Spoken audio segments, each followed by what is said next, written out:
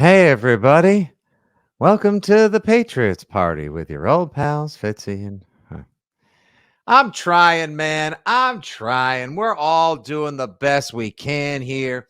Yeah, it's the latest edition of Six Rings. And are you really? Yeah, it's Six Rings. Yeah, Is Trent Brown doing the best he can? no. Well, you and I are at least. We're doing our end. It's a matter of, Six Rings and Football Things, latest edition following the Patriots' demolition at the hands of the Saints. Oh, but how the mighty have fallen edition. It's Fitzy, it's Hart, producer Justin Turpin, as always, brought to you by WEI Odyssey and 2400 Sports. On this particular episode, we will run through the grades from last Sunday's game. I think you know what they're going to be. They're not going to be good. We'll also discuss the fact that the New England Patriots, leaders in some categories in the NFL, all the wrong ones, of course, have found a new low, and that would be the bottom of the NFL power rankings. Oh, jeez. And then in the second half, we're gonna do a little bit of what's everybody saying, and as we begin our look ahead to the next All game. good things, as Olaf would say in Yeah, isn't he? all good things. Didn't Nope. someone's mom say if you don't have anything nice to say, you shouldn't say anything at all? Well, that's going to do it for Six Rings and Football Things. We'll talk to you next week. That's this week's episode. We've kind of gone through the football media, the talking heads, the former players and beyond to see what they're saying, and also wonder aloud, can it get worse for Mac Jones? Because right now he is in a bad way. All right, but we begin hard as we always do in this episode following the game. Just we have to go through it because we said we were going to do it in our perfunctory capacity. The grades for the game on Sunday. And last week we said F because it was such a bad game, but we could have maybe squeaked out maybe a D or a D minus for somebody or one or two positional groups. There is not a single player. There's not a single positional grouping. There's not a single coach, not a single nobody or nothing that can escape the wrath of the almighty F this week. In fact, were there a grade worse than F? If a G were such a thing, if a Z, as people just were a grade to just truly epitomize just how far the mighty have fallen, they'd have earned it. I think that actually was, in addition to the worst effort the New England Patriots have ever put forth on a football field, I think that may have been the worst effort, the most pathetic game I've seen a football team play in a long time. Yeah, I was thinking about the grades. So they're definitely staying back because I don't even think they can go to summer school and make up for what they've done. So they're staying back. They're going to repeat this grade they're in. Their grades absolutely. are so bad. It's basically just incomplete. You're going to get kicked out of. You're not even in the real school anymore. What's that other school they send you to? That's like there's like a when you get in really bad trouble and need a lot of help, you even get bumped to a different school. Oh, I would like halfway through if we're talking about like getting kept back, I would just send them home and say, come back next year. Like, go home. Yeah. I don't care what you do. Go learn a trade, hang out with your parents, whatever. We'll try again next year. Yeah. Like this is. Yeah. Can you actually do that, by the way? Can you just say like, you know what, guys? Nah, well, I mean, Bill says they're going to start over, which isn't a thing. You can't actually start over in the middle of an NFL season. They actually force you to keep playing games and showing up and finishing. But yeah, I really, Sunday we did the thumbs up, thumbs down, which sans thumbs up. It was just thumbs down. So that tells you we can't even really reach to fill that out anymore over the last 2 weeks. And I'd include everybody that's Bill Belichick. It's Robert Kraft, he sets the tone. Bill Belichick sets the tone. And, all the examples from the game of not challenging the Duggar interception, which I think everybody thought was an interception, including Duggar on his social media when he posted that. The not going for it, the whole players thing. Openly contradicting. I mean, where are we that players are openly now contradicting decisions made by the coach? You have friends of the quarterback providing thoroughly unflattering assessments of the players and personnel. Like this is what dysfunctional organizations and bad football teams do. So when people say, when the blind faith of some of the Foxborough football fans come out and say, the season's not over yet, they're going to turn it around, I know it, there's going to be as fine as Matt. Like there are still some people saying that, Andy.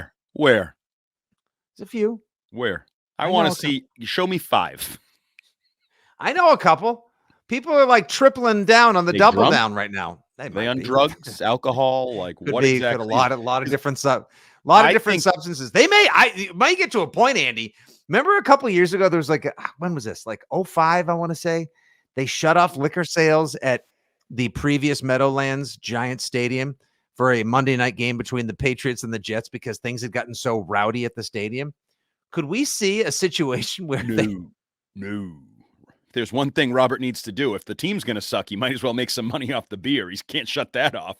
But I was actually thinking, so the bad old days, because everybody's now coming out of the woodwork, 30 years, I haven't seen anything like this. It's a early lot of 90s, calls all are that. leading. A lot of calls are starting off with, guys, I've been a diehard 46 years and I've been through the suck. Yes. And it made me wonder, because the suck included at Foxborough Stadium paper bags over their heads. When do we see the first paper bag over a fan's head at Gillette Stadium? Because it's coming. If they continue on anything like this path, this trend, this performance, there will be a paper bag over somebody's head at Gillette Stadium. And then there will be more of them. Because if you're going to go, you might as well get on TV, right? Yeah, you may as well try to make people laugh or not see the punch coming your way. Right. So this is one of my pet peeves. Even my friend Judy Batista, who I love, screwed it up this week. Uncharted waters, not uncharted. It's not about the boat you hire to take you. It's uncharted. There is no map telling you what this looks like. This is uncharted waters for so many fans, so many people, so many in the media, so many in this organization. And we've talked about this. You're not only getting, and we'll get into some of these, the Julian Edelmans, the Asante Samuels, the Teddy Bruschi's, whoever, Devin McCourty, the former players outside the walls talking about, wow, I've never seen this. But you need to remember, if they've never seen it, then the people inside the walls who have no positive history with Bill Belichick, which is the bulk of the roster not named David Andrews and Matthew Slater, and the majority of the coaches basically not named Bill O'Brien. So what are those people thinking? Like, this guy's the greatest coach ever? He didn't challenge. He just gave up on the game by punting. Like, this guy's a GOAT. So when we were coming on, we were talking about, could it get worse? Can it get worse? What's worse? They're 32nd in power rankings. They suck at offense. They suck at defense. Everybody's hurt. Their best players, the whole thing.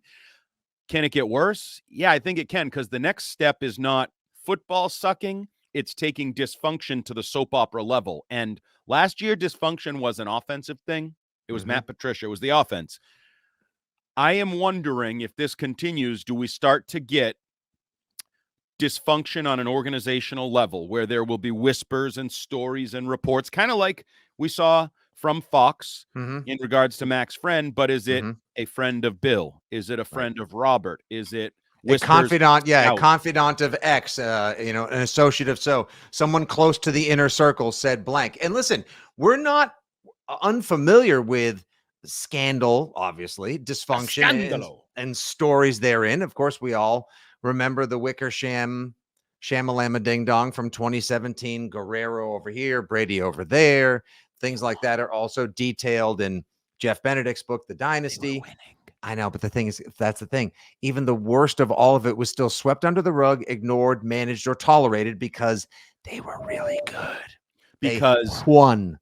Matthew Slater, I remember him joking about this in our past life when we were doing interviews with Mike Mutt McNansky on Monday night's show on WEEI, would joke about, like, not every locker room was perfect. Not every team got along.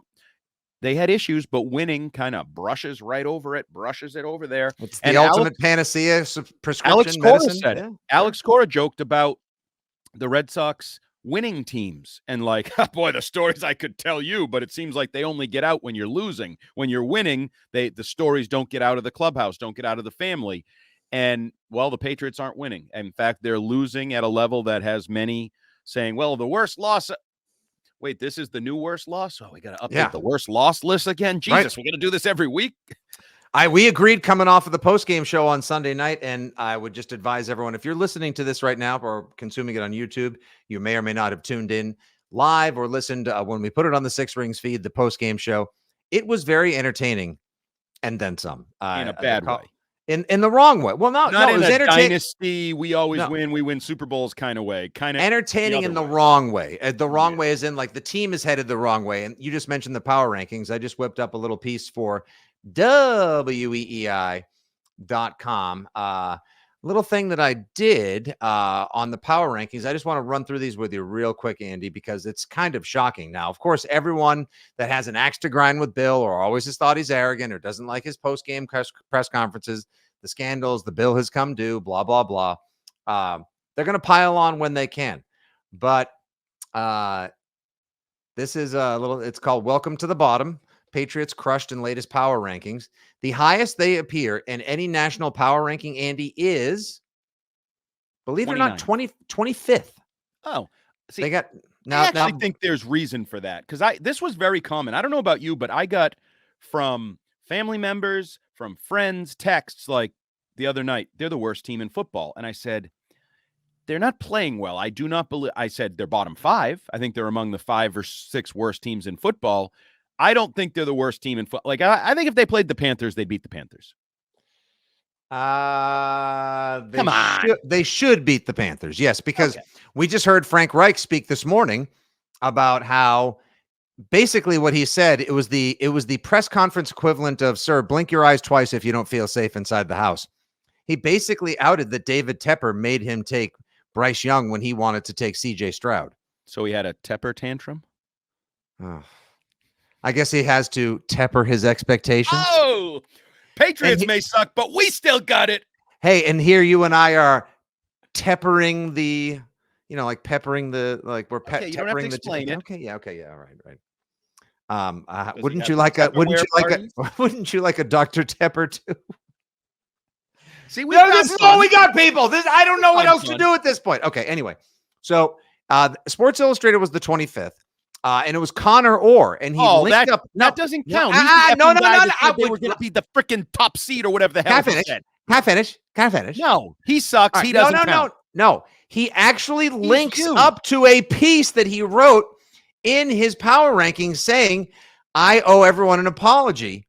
I thought these Patriots could be good. My bad. There's a mea culpa in there as well as he puts them 25th. I'll continue.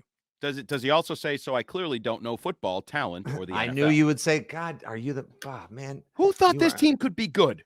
All right. We've got plenty of pod for that to come. You barely could sell good. I said 9-8 was their ceiling, for God's sakes. That's my point. CBS Sports, Pete Prisco said 29th, quote, it's hard to believe they are this low with Bill Belichick as head coach. Maybe it was Tom Brady for all those years. ESPN gave them 30th. The Athletic said they are 30th overall. New England's minus 76-point differential is the second worst in the league, and talk of Belichick being pushed out the door suddenly doesn't seem crazy. Yahoo gave them 28th overall, and their only assessment was, it's just all terrible for the Patriots right now. And worst of all, they did finish 32nd in one power ranking. That's right. PFT, Mike Florio and company, quote, the knives are out for a chronic curmudgeon who can't coach his way out of a growing list of mistakes. I hate to say this as somebody whose wardrobe is like over 30% Patriots gear, most of it from our championship days of past. I don't disagree with a damn one of them. I don't. How could you? That's why I just wear high school football gear now. At least we win games. Yeah, I'm going to go back to the Star Wars and beer merchandise now, I think, pretty much. I had just gotten the Tom Brady stuff out of retirement because I felt comfortable wearing it again. That's about all we got. Glory days. Yep. Again, yes. Yeah, I know. That's become a regular part of this, and they have passed us by. So, but is it as bad as it seems? You know how like recency bias, you get caught up in the moment. We do it in training camp. I talk about it all the time on our camp podcast. Like, you feel like it's been forever when really you're talking about 3 days. You're just in the midst of this tunnel vision toward the practice. And this guy sucks because he's had 2 bad practices, or this guy's great because he's had 3 good practices. Are we simply here? Like, are we just so fixated on the last 2 games where they got blown out by Dallas, who's clearly one of the best teams in football? I'm now being told Dallas fell on their face the following week. Sorry, update that comment, Andy. Lost by 32. And then they go home, and, the juggernaut that is Derek Carr and the Saints came through. Buzzsaw. What? I'm now being told they are not a buzzsaw. They wanted to fire their offensive coordinator before Sunday's game. And their quarterback had a sprained AC joint. Yeah. In his right, and his throwing shoulder, mind you. But are we, and I joking, are we too myopically fixated on the failures of the last 2 weeks? No. I have to be the voice of reason always. I don't. They're not as good as many people thought they were to start the year, and they're not as bad as people think they are right now. They've got 2 weeks to prove to me and everyone else that is basically still shell-shocked over the blast radius of the past 2 weeks. They've got 2 weeks on the road in Vegas and then at least putting up a fight at home against Buffalo to prove otherwise. Else, come the time they go down to Miami to potentially give up a 56 burger to Tua, the dominator of Belichick and all things Patriots. If that happens over Halloween weekend, then by the time the Commanders game comes around in early November, that's when you'll see your prediction of people going with Aints style paper bags over their head right after Halloween, no less, to Gillette Stadium. I think they have 2 weeks too. And look, dude, it is that bad. Like, you are what your record says you are, and you are what the numbers say. The Patriots do lead the league. I jested earlier in the pod in several categories. The problem is they lead the league in most possessions that end in turnovers and punts.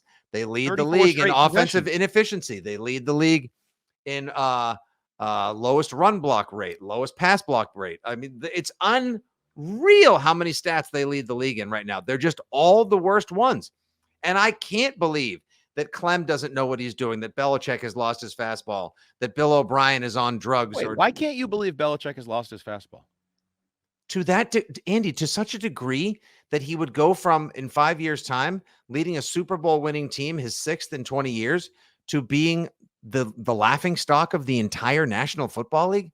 I mean, that's a decline that nobody could even engineer on a roller coaster.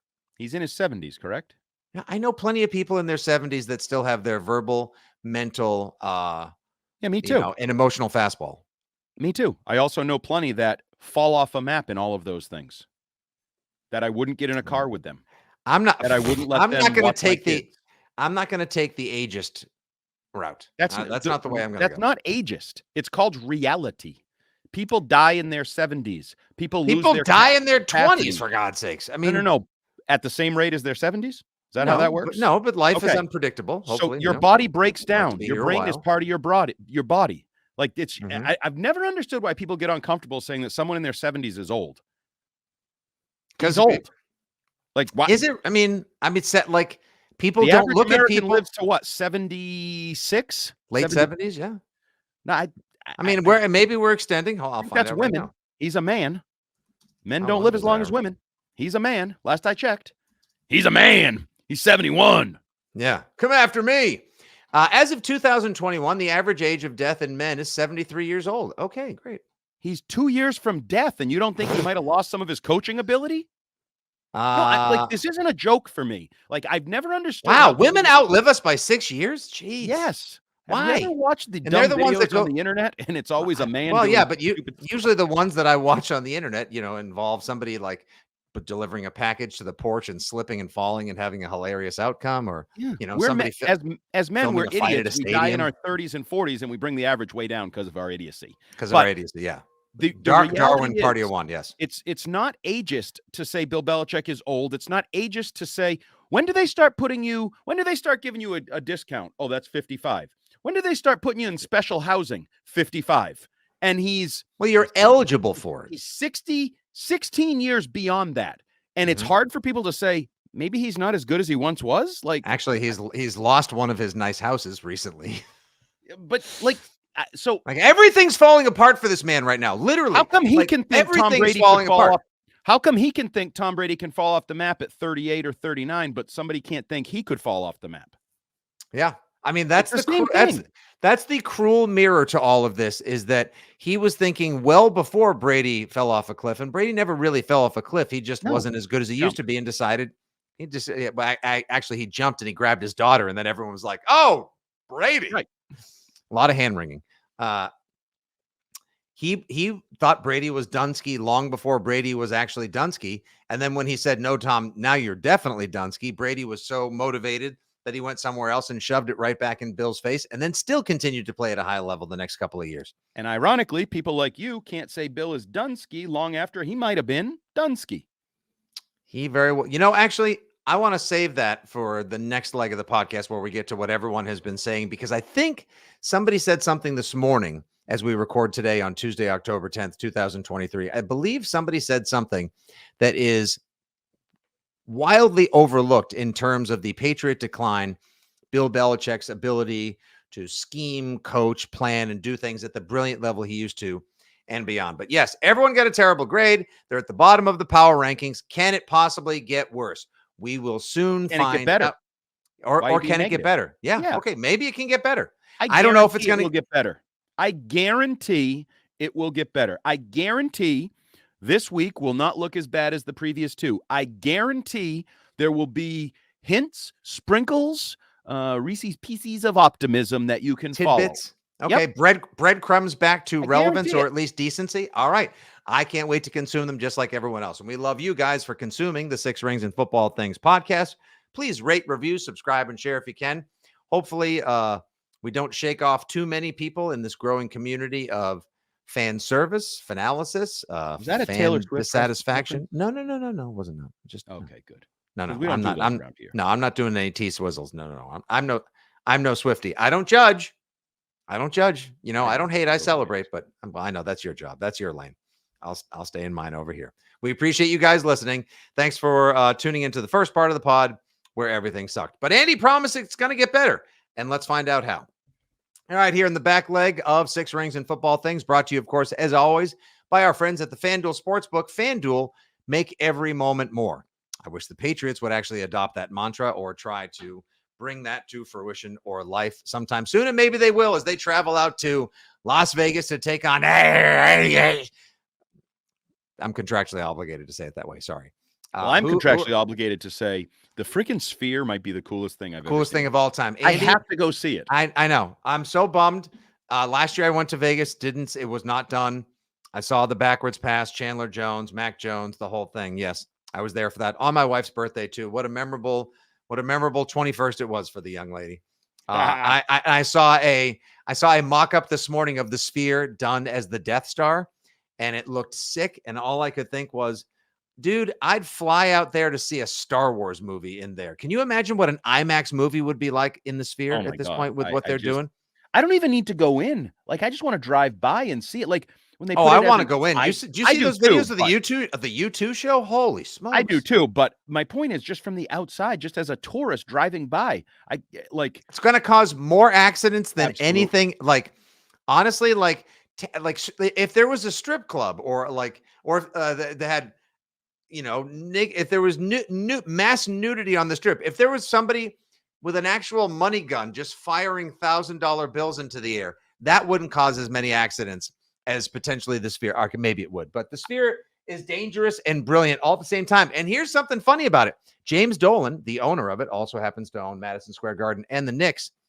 That $2.5 billion operation, he has screwed wildly for years. This seemed to have gotten it right. So I do wonder, you bring up you brought up porn and stuff like that. I do wonder. So it's clearly run by massive computers, like everything else in the world, which means it can be hacked. At what point does it get hacked and something either pornographic is put on it or inappropriate, whatever? I don't even know. It's gonna happen. It's gonna happen. It's a big boob with a nipple, like sure. It's coming. Oh, sure. Absolutely. Oh, you're gonna Somewhere see things on people, there. Yeah. Trying to sneak in the old back door. It's well, be careful with your phrasing there, sir. All right, so let's get to. So they're going out to Vegas this week to take on the Raiders, who squeaked by the Packers on Monday Night Football, 17-13. Max Crosby, Myers. Why can't we get guys like that? Jacoby Myers looked good. Devontae Adams still a little compromised. Should be healthier next week. Jimmy G. I mean, if he's on prime time, he's got to throw a pick. Still looks good doing it, but yes, he's imperfect. It is going to be the old pals versus the hurting Patriot pals game. You'll have Josh McDaniels, Jacoby Myers, Jimmy Garoppolo, and company looking to end the Patriots season absolutely once and for all. They're going to be trying to bury the Pats. This is where the Patriots are going to try to redeem themselves or at least win a game again. Hell, dude, they're going to be looking to at least score a touchdown, score an effing touchdown. How about we just score first? Score. Yes, let's get back on the board for the right reasons. For a touchdown. And then go from there. See what happens. Yeah, Max Crosby wreaked havoc along the Packers' offensive line, which is much better than the Patriots' offensive line. And I hate to say it, but there were a lot of people absent once again today from Patriots practice. I know you tuned in earlier to the press conferences and you heard what Bill O'Brien and company had to say. Tyquan Thornton was spotted back at Patriots practice. There is no Jack Jones. Your starting guards right now against Max Crosby and the Raiders pass rush will be Antonio Mafi and City So, because Mike Onwenu was not out there at the first practice of the week. You're also, you're banged up everywhere pretty much at this point as well. No Demario Douglas, no Juju Smith-Schuster. Mac Jones expected to be the starter this week, according to multiple reports. But Adam Schefter jumped on the Pat McAfee show on Monday, and he said that the Patriots offense is going to look different this week, kind of nebulously just floating that out there. And McAfee and the gang was like, what does that mean? Are you going to see Wildcat packages? What are we going to see? And he's like, I don't know. Can't say. It's going to look different. But then Bill O'Brien comes out today and says what? Mac's going to be the starter? Yep. So how the hell is it going to look? How's it going to look, quote, different this week? I think Schefter was full of crap. I don't think he knew anything. I just think he was kind of saying, like, it's going to look different. Like, they're upset. Bill said start over. They're going to try. I think it's obvious it's going to look different. Like, it can't look the same week to week. It can't look as bad as it's looked. So I think more was made of that. I think Schefter gets in trouble when he used to do it on our station all the time on the morning show. Like, when he takes off the information visor and then just puts on, I'm just talking football. People don't understand it, and they think he's reporting something when he's not really reporting something. He's just BSing about football. He gets in trouble when he speculates and opinionates. Like, he should just be just like, my sources say blank. That's what he does with his 19 phones. That said, it has to look different. They've scored 3 points in 2 games. If it didn't look different, then they should all be let go immediately, because it means they're not trying. They're not. So what that will be, now, I've been an advocate for Demario Douglas. Unfortunately, that may not be a possibility if he stays in concussion protocol. I would get him on the field every effing snap I could, whether, 70, 80% of the snaps. I'm so sick of seeing Devontae Parker at like 86% play time and Juju Smith-Schuster. And like, no, you guys are slow, you're old, you don't make plays, you do nothing with your snaps. Give Demario Douglas a chance. You know me, I'm not even a Booty guy. But I'd give Booty a chance. Give somebody what do you have to lose? I mean, the guy was trying. If we put Booty in the lineup, we won't score. I mean, the guy was trying to make plays against the Eagles. He got open for that play. He just forgot to drag his second toe. Right, if the field was a little bigger, he'd be good. Andy, it was a foot drag, for God's sakes. Even Chris Olave didn't get a chance to drag a foot in the other game the other day. Devontae Parker almost didn't. Like, he tried to get out of bounds. He tried to get out of bounds. I mean, I've never seen anything like that. You're going to probably see a wide receiving core this Sunday of Kendrick Bourne, Devontae Parker, and Kayshon Boutte, maybe Tyquan Thornton. You'll have the tight ends. The backs haven't done squat. Thornton? Yeah. Will I don't know what's going to look. Have a big play? Yes. One. I hope so. He has to. I just want something to go, Can Mac Jones get the 2.5 seconds he needs for his Pennington brand pea shooter to get it downfield to Tyquan Thornton? Because Jordan Love and he's got his own mistakes. He's obviously on a different kind of learning curve himself. Every pass, his downfield passing Monday night was terrible. All of his long pass attempts netted him picks. He had 3 interceptions, including a 40-some-odd yarder at the end of the game when he didn't need to be gunning for the end zone. That was bad decision city, population Jordan Love. Will Mac Jones be back there as well? Will Mac Jones throw a pick on Sunday? No. Wow. Save that drop, Terp. Oh, Andy doesn't feel good about that. No, how could you? But he's been so unlucky. Like, the first one, he gets hit as he throws, pick. And then the second one, he hits Ty Montgomery in the hands. It shouldn't even really be a pick. It should be a fumble, but he bobbled it into the air, so it ends up a pick. I just think he's due to not get kicked in the nuts for 60 minutes. Are the Raiders the get-right team? No, those are the Patriots right now. Sadly, sure. No, it's a winnable game, and they have their own issues, culture issues. And I don't know if you watched the countdown show last night. There were a lot of not so veiled shots at the Patriot way via Josh McDaniels and what they're going through in Vegas. Ryan Clark was ripping about how New England, back to like the no fun in New England, and one voice is the head coach, and you can't show your personality, and that doesn't work anymore. The modern athlete, the modern team, the modern locker room, people want to be able to express themselves. People want, and they were talking about the reason they got rid of Derek Carr was because he was the voice of the locker room. and McDaniels didn't want anybody other than himself to be the voice of the locker room. And it was a lot of real sort of big picture questions about the quote unquote Patriot way and McDaniels and the failures of cast-offs and all that. But the Raiders are not, I mean, their owner was pissed off with his young hottie in the box last night. What? Yeah, Mark Davis was all ticked off when I think they kicked a field goal after a turnover, and he mouthed a-hole. He called somebody an a-hole, and it was caught on camera.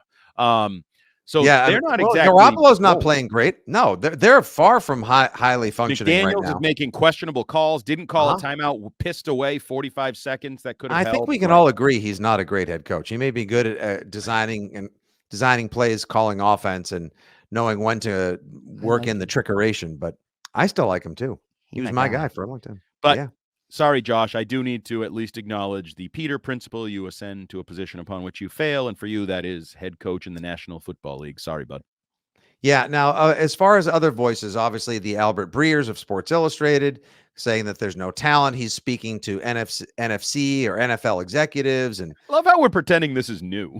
But they're all just like jumping. I know, but like now, this has basically everyone else that was sort of afraid to say it. It was discussed internally. People in preseason at training camp were saying as much, but now the voices are getting louder. They're amplified by the Patriots' ineptitude and failures thus far this season. And so you're calling cowherds, all the things we've been hearing. Those things, could they be that people are saying Mac Jones has lost the locker room, that he doesn't have as many friends in the room as he used to? I don't know. I can't personally attest to that. We just know that there are people in Mac Jones. I think he's lost the games. You could. My guess is Hunter Henry still really likes Mac Jones. Yeah, I feel like so does Gesicki, probably. Yeah. But you know what Hunter Henry doesn't like? When he's wide open 20 yards downfield being like, who the hell is that ball going to? Because it can't be coming to me because it's 5 yards over my head. Like, no one likes to not have fun competing and playing and going to work. In any workplace in America, there's plenty of people that like to hit happy hour after work and have beers, but the guy's an a-hole at work, right? Like, you still like him outside of work. You'll golf with him on Saturday, but he's your boss now. He got promoted. He's kind of a dink. He's treating you like crap. He didn't give you the promotion, whatever. Like, the actual product and work can be, can wear on people. And that I think that's the real reality. When you don't score, when you don't move the ball, you can like Mac all you want as a person. You guys can have buffalo chicken dip on Thursday Night Football, but you don't want to play with him on Sunday because he stinks. Because it's great. Losing, it becomes grating, and it starts seeping into many other aspects of your life, making you wonder, do I suck? Why do we suck? What's going on? Devin McCourty said he can't believe how bad things are going. Julian Edelman piped up when he was on Colin Cowherd. What did Edelman say again about this is it's more of a talent issue. Like maybe Bill needs to get someone in there to help him draft offensive players, especially on offense. And he was even he's like, we've missed a lot of offensive picks lately. He was even talking about past mistakes where he was still part of it, seeing guys and like, that guy's not a first round. I'm guessing he was talking about N'Keal Harry. N'Keal Harry, yeah. I'm pretty sure he was. Because it is what it is. You know me. The truth is never mean. So like, unless you're just flat out a PR guy spinning it, like you're Bears Nigerian. I don't expect Bears to ever come out and say Bill sucks. He blew all these draft picks, whatever. Unless you're that, the reality is that's the situation. You've screwed a lot of pooches. Now, Scott Pioli was on Good Morning Football today, and he's doing like his weekly appearance there. And obviously, given his close ties to the organization and what he helped them achieve years and years ago, Pioli's got some feelings on the way things are going for the Patriots right now. And they brought up Ernie Adams and the loss of Ernie Adams, if you will, organizationally a couple of years ago. He retired, uncoupled from the organization. And I'm just going to float it out there.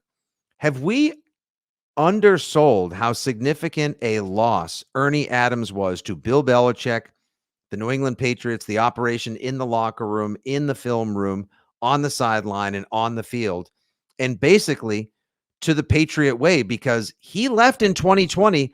What have they done since 2020 but precipitously found their way downhill and gone from a preeminent to a reasonably dysfunctional organization? Probably. The guy's he's an awkward dude, but he's genius. Yeah, I mean, I don't know if he's a genius or not. Like he's had a lot of success on Wall Street and a lot of success in the NFL. The fingers would point towards him being really good at the things he's done in his lifetime. For sure. But everybody, I think, needs trusted advisors, confidants. Like, we all screw up. And in the heat of the moment, you screw up more than normal. Like, it could be your wife. Like, you're all fired up and maybe she just, puts her hand across and says, take a breath and let's do this. And you're like, yeah, I needed that. Right. And who knows what would have happened in that real world. But now, do I think it's any one of them? No. I think it's the classic. We've talked about it. Like, was Ernie perfect? No. I go back to the Super Bowl against the Rams where Tom Brady had to convince them to kick a field goal. Remember when he had to say, he was mic'd up and he said, kick the field goal and the game's over. What are we talking about? Right. And like, so you lose that. So maybe Mac, they go, shut up, Mac. We'll handle this challenge. We'll handle this. Like, and you lose Ernie and you lose Dante Scarnecchia. And it's just that combination of factors. The massive brain drain. Yes. The reality is Bill was overrated. Bill screwed up back then. Brady covered it up, like Shannon Sharp. His big takeaway this week, I heard, was like, I owe Brady an apology. I underrated how important and how good he was. I don't think that's true. I think everybody properly rated Brady. He was great. He got a lot of credit for being great. I think we overrated Bill at times. People like you. Look at that. It took me 36 minutes, but I slid it in there. You finally got a you people. There you go. All right. Remember those people everyone who comes to the pod making sure they get what they're here for. Good. Bill Good should run the country. Bill's the smartest guy ever. He's this, he's that. He's a football coach. He's a football coach who had a really good quarterback. He's a football coach that was really good at his job. But like, and now his buddy Donald Trump is even going on his whistle stop dog and pony tour, saying like, "What's wrong with the Patriots? I watched the game the other night. Not so good." It's like, Bill's very smart. He'll figure it out. But he still had to add like, "But oh boy, that was bad." Yeah, because it is what it is, and I don't. Yeah. And the other issue that we talked about it a little bit earlier. Bill's old. Like, it's not strange for people to regress or not be as good, right? Like the country song, not as good as I once was, but as I'm good once as ever. Well, the problem is I need to make 70 decisions a game. And if I only make one of them really well, then I'm really coming up short. The other 60 some odd are going to be magnified. Exactly. Right. So that is, and this is something I want to bring up, and we may need to explore this in a future podcast, but we'll have time. Yeah. Because we won't be breaking down wins. But there's this idea that I've heard Andy Gresh and others say, oh, if you want to fire Bill, because I think moving on from Bill should be on the table. If Bill's going to say we have to start over, I wrote this column the other day. Well, truly starting over, you've tried everything else. You've brought in Matt Groh. You got rid of Tom Brady. You got a new quarterback with a first-round pick. You spent $200 million. The next step of starting over is Bill, right? Like, that's sort of the last option to start over. But it's not going to happen midseason. Well, unless he resigns. I don't rule out him resigning. I still think there's a chance Bill Belichick comes to a podium and says, I have always said that I do what's in the best interest of the football team, and I am not going to stop doing that now. I've come to the realization, for whatever reason, I am no longer the person that can lead this team where it needs to go. I think the results speak for themselves. So, in the interest of the football team, I'm stepping down. See y'all on Nantucket. I don't think it's a likely situation, but I don't totally rule it out. I think there's a better chance of that than Robert saying, Bill, come in my office. And as a caller on Monday night on the Rich Keefe show suggested, handing him a Sharpie and a napkin. And saying, you know what to do with this. Right. But the Gresh has said, well, if you want to get rid of Bill, you got to get rid of everybody because everybody in the organization was hired by Bill and trained by. I don't think that's necessarily true. Bill trained Ozzie Newsome, and Ozzie Newsome built the Ravens into a great organization. I'm not willing to say that Bill's way doesn't work, and some of the tenets and foundations of the Belichick way, which was the Patriot way, don't work. I'm saying he's not making as good decisions anymore. They've lost their way. I don't believe necessarily that Bill O'Brien can't coach, Gerard Mayo can't coach, like the scouting department has to be gutted. That makes no sense. Steve Belichick can't coordinate a defense or call defensive plays, or that Matt Groh can't assess talent. No, it just right now it's not working, whether it's tuned out or it's just off frequency or center. It's not working. It's not working. And I mean, we all know those guys do it. But we can trace it all back to the fact that Bill the GM has damned Bill the coach in large part. Well, yeah, the decisions have not been good in that area. I still don't know. Is it collaborative or not collaborative? Does Matt Groh get credit when they draft fast guys and get credit when they hit, or blame when they don't? Like, Right. is it all Bill? Is it not Bill? And then you let the people that swoop in and say Robert is the one who drafted Mac. He's the one who screwed this all up. Like, okay, maybe. Do you know that? Are you reporting that? Can we get some definition on that? Like, where were those decisions made? Because yes, I agree with you. The root of all this evil is personnel, is not hitting Straight enough up. on the money, Straight up. not hitting enough on the picks, making bad decisions. But I don't know exactly how that all played out behind the scenes and who to blame. But yes, I blame personnel for the current situation. First and foremost, if you had to pick if there had to be one villain, if there had to be one culprit, if you will, I'd say it would be personnel. The last voice we didn't discuss was Asante Samuel, who, of course, Bill Belichick's greatest critic of all, who had recently defended the Patriots in a number of different regards, especially when the Steelers accused them of cheating in the 2004 AFC Championship game. He said that this team would be winning with Tom Brady. He said it's always been Brady over Belichick. I think we can all agree. We saw what happened last year when Tom Brady, who still had an arm, who still had his better judgment, and some reasonably sharp weapons on the outside and up the gut, had a bad offensive line, and look what he did. Took that team to 8-9. Even Tom Brady would probably have a hard time steering this ship to 8-9 with the lack of talent on the 2023 Patriots. But it's what we've talked about. They fell out of the mediocre meh to the bleh. They'd be in the meh. They'd be in the meh. Yeah, he would elevate them to the middle meh. I don't think they would be, as we like to call it, the tippy top. And he'd be miserable. Would he ever? If you thought he was the most miserable 8-0 quarterback in 2019, what do you think Brady would feel like with this squad? Yeah. Awful. So do no good. Yeah.